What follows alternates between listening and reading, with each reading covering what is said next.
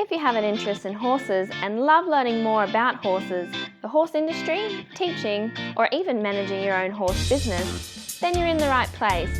We would love you to join us on our mission, which is to improve the lives of horses around the world through the education of riders, handlers, and trainers. So get comfortable, listen in, and enjoy. Today we're speaking with Adele Edwards. Now, Adele's come on before and lovely to chat to her. She's helping people find a deeper connection and understanding with their horse. She teaches self-development workshops and energy healings and meditation. And we're going to talk to her today about 10 ways to help horses live better lives. The last time we chatted to her, it was 10 points that would help you and your equine experience more freedom. So now it's all about the horses living better lives, but a lot of that connection within our chat today as well. So before we get started, I'd just like to remind you about the mission of International Horse College, and it's to improve the welfare of horses around the world through the safe education of their riders, handlers and trainers. So have a look now at the wide variety of equine courses at internationalhorsecollege.com, registered training organisation 31352. Hi Adele, are you there today? Hi, how are you going? Yeah, very well, thanks Adele. Now, today we're talking about 10 ways to help horses live better lives. But you're all about the equine human experience. You know, I think supporting thriving connections is a bit of a tagline for you. So we're helping horses live better. Adele, we're talking about the first point, and that's about connecting with a deeper way. Is that about connecting with our horses in a deeper way? Because I know if we connect to, because of your previous chats, it's almost like we connect with the horses in a deeper way, we connect with ourselves in a deeper way. Is that the way it goes? Or you tell me, about connecting with the horses in a deeper way? Yeah, look, I think it's definitely a two-way street. I believe that for there to be an exchange and a deepening, that we have to look at both sides of the coin. Horses have an innate energetic physiology, which is like a non-verbal, non-logical based system that exists below or outside the level of our normal everyday awareness. And the problem with us humans is most of the time we're not connected to our own innate energetic system consciously. We tend to find ourselves on autopilot, and when we sort of fixate and lock onto language and rationalism and logic, we tend to lose our ability to connect and feel. Now, horses are extremely sensitive creatures and feel when there's a lack of connection or confidence. People always say to me, if only I could talk to my horse. Half the time the problem being, though, I believe, is that we don't always know how to listen. And I guess the type of listening I'm talking about comes from our whole self, not just our ears. If we have a lot of internal dialogue, and that's very strong, it's much more difficult to distinguish between our thinking mind and our own innate knowing. So I believe we should find ways to connect to this part of ourselves from a deeper relationship, to form a deeper relationship with our horse and ourselves, because they are amazing creatures, and that's sort of, I think, one of the really important factors is our own connection to ourselves and to them and finding ways to achieve that. And I like the way that you said about us finding a way to listen. And sometimes we look at the horse for providing that connection, but we've got to find that way to connection. Is that the first step to forming the connection, or what do you normally say is the first way? You're sort of almost giving the hints before you tell me, when you're talking about the listening. I think it's very interesting. Yeah. Well, when I'm working with the horse, the first step for me is to make sure that I'm in my body. And what I mean by that is if we have a busy day and our mind is very active with all the things that we've done or the things that we need to do, the horse feels that straight away. And I put this down to not being in the body or being in the present moment. So before I work with any horse, I make sure I'm anchored in the earth, I guess you could say. So how I do this is I imagine my feet like roots of a tree, and I send my energy down into the ground and make sure that my weight is centered and solid.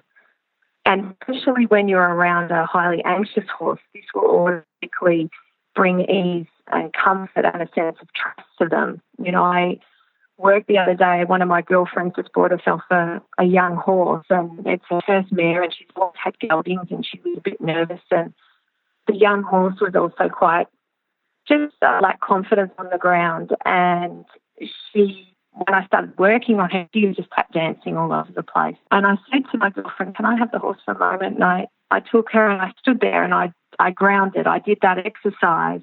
And straight away, she just stopped and stood there with me, and all her anxiety started to come down. And my girlfriend looked at me and she's like, "It's me." And I'm like, "Yeah, she's picking up on your worry."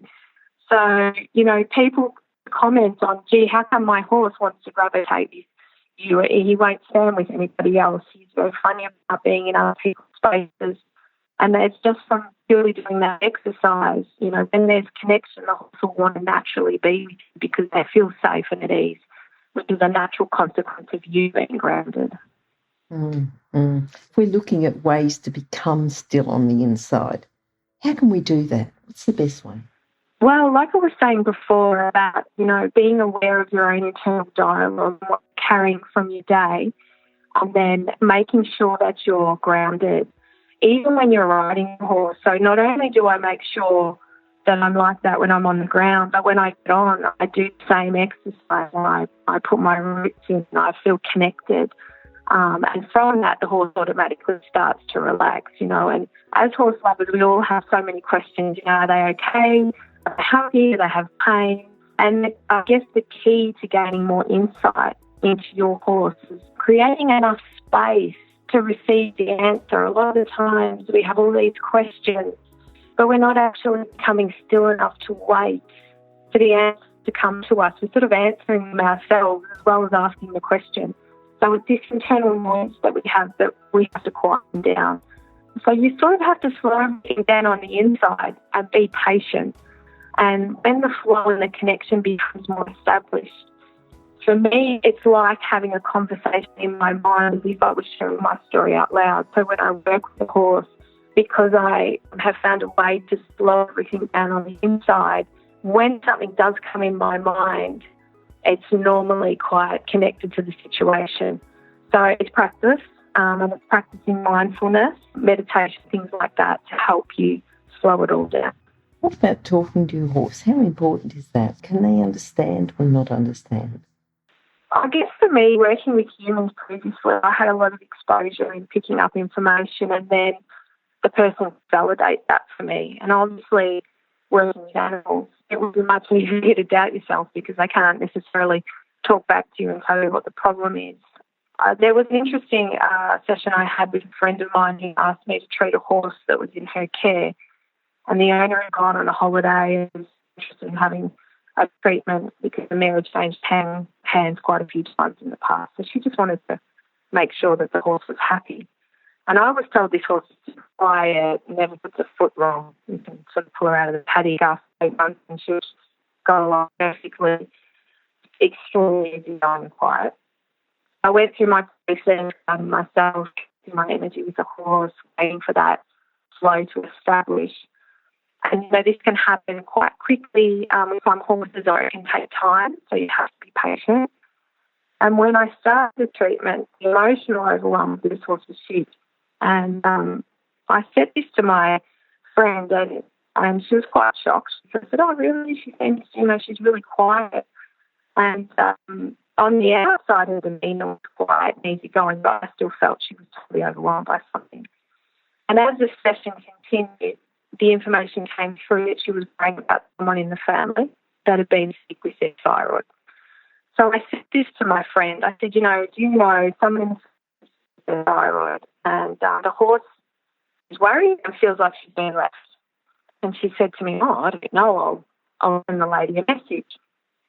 So she sent a text message and she said, "Is anyone in the family sick?" And the reply we received was the husband had been sick and just had his thyroid removed.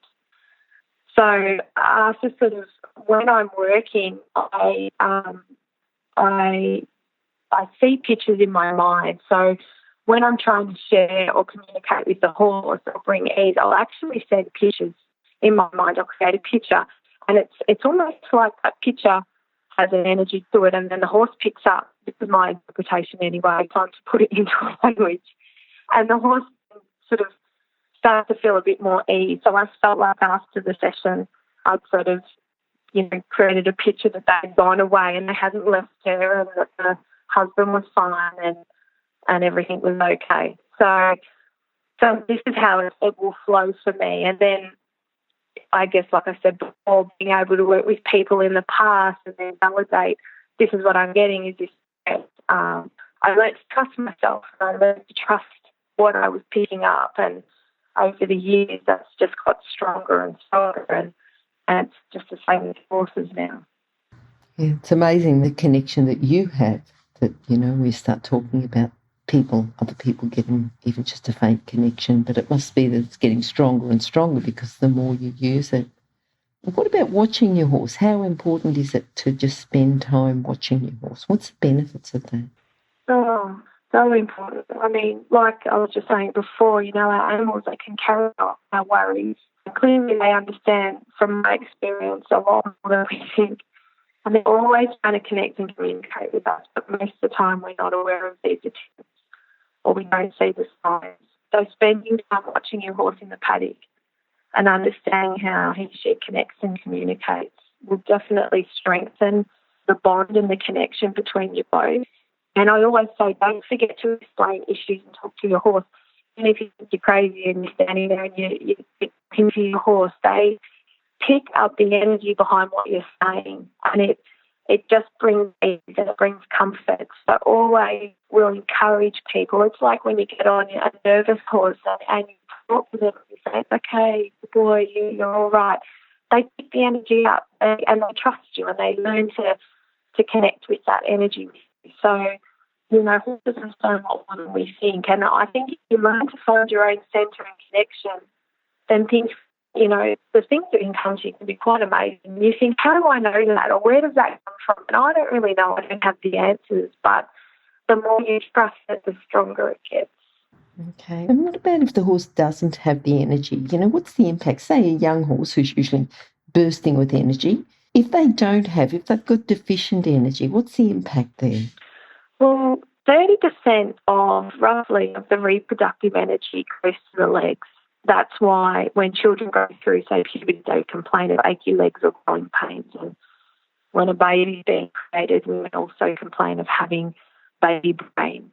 So this reproductive energy is extremely powerful and it feeds the lower part of the body, which is confidence, strength, trust, as well as it feeds the brain, and it gives power to our thinking and our ability to focus and process information.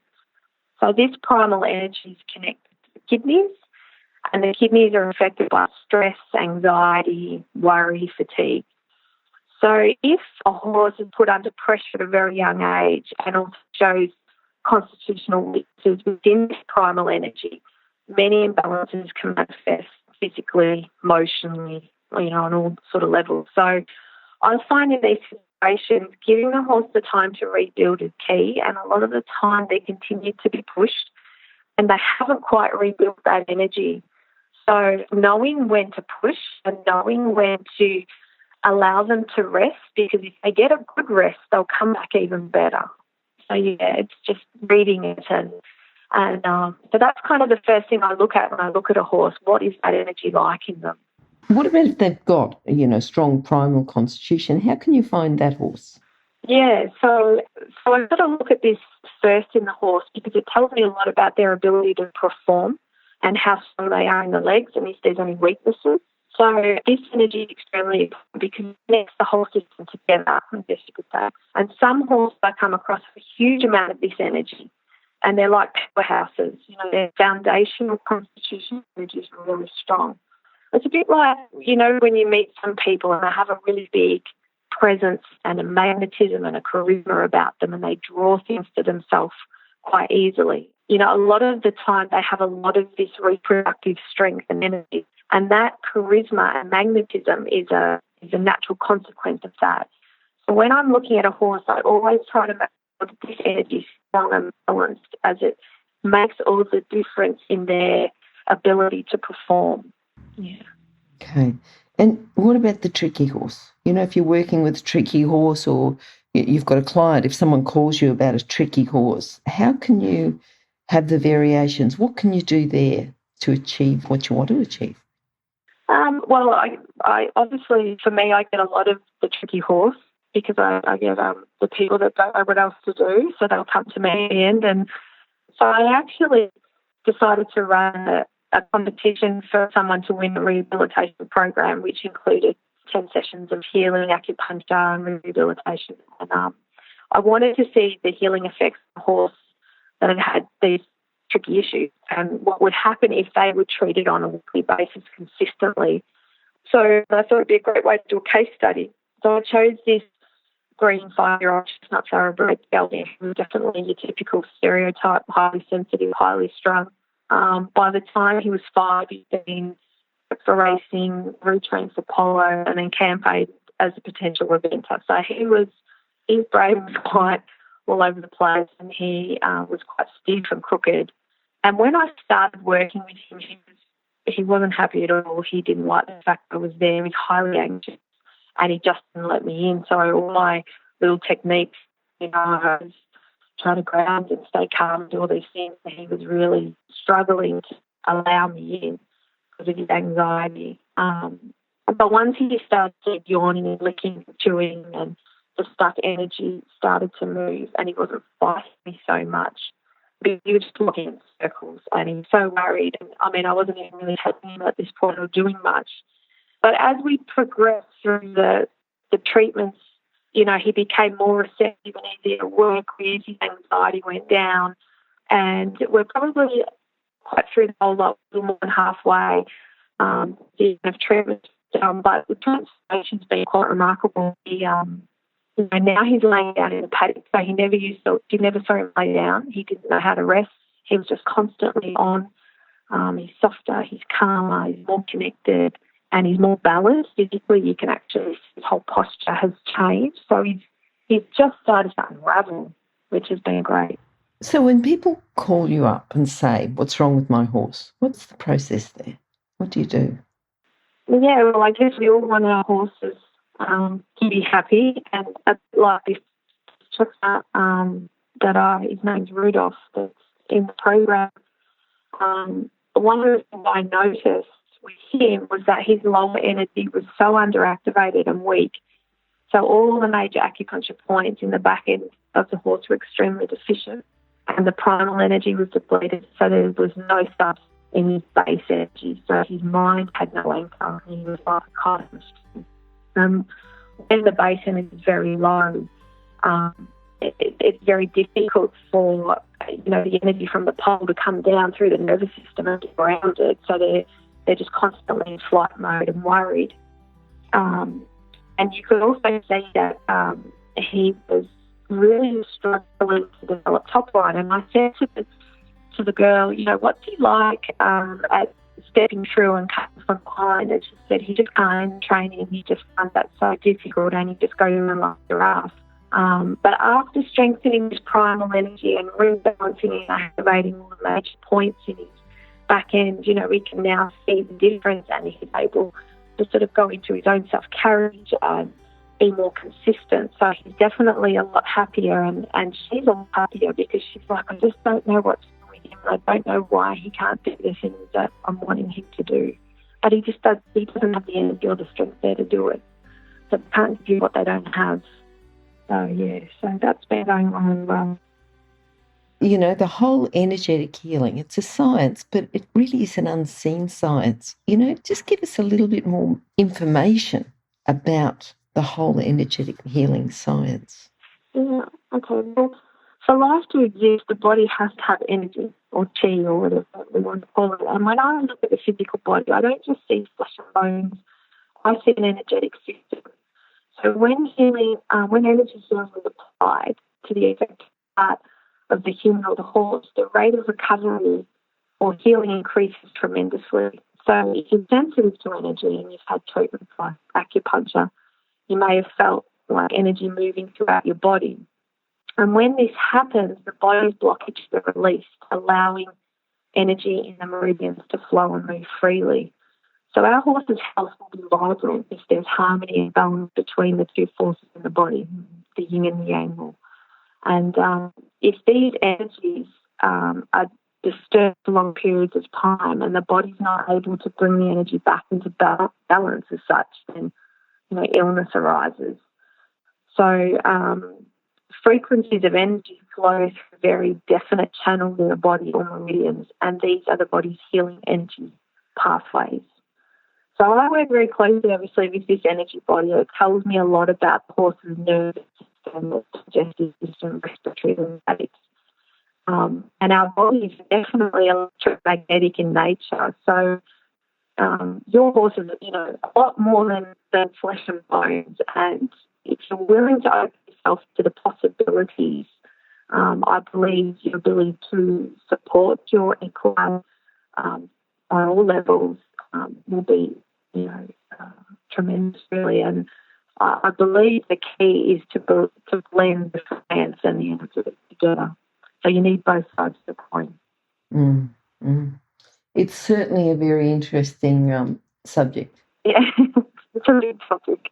And I think for people that would like to listen more, certainly go back and listen to our other chats. Because I think myself, you start off, you're doing, and that's any new guest, but, particularly one that you go, right, I really want to find out more. Go back and listen to the chat as they go through. And also, too, if you'd like to contact Adele, all those details are on the website, horsechats.com, and search for Adele or search for Edwards. But Adele, if people would like to contact you direct, what's the best way? Is it to go to your website? Is it adeleedwards.com.au? So that's correct. Yeah, that's probably the best way. You can email me through that. Yeah. I'm also on Facebook, and I've got a page there, Equine Revive, which is another way you can message me through that. All right, perfect. Adele, thank you for coming on. Thanks for your time. And, if people would like to find out a little bit more, certainly contact Adele, and we hope to have her back on again soon, so you'll be able to keep listening to her. So I'll talk to you soon, Adele. Thanks again very much. And Thanks, we'll, Lana. catch up a bit later. Okay, great. Thanks. If you've enjoyed this chat, then please comment, rate and subscribe. If you'd like any changes or recommendations for guests, then please contact us through horsechats.com.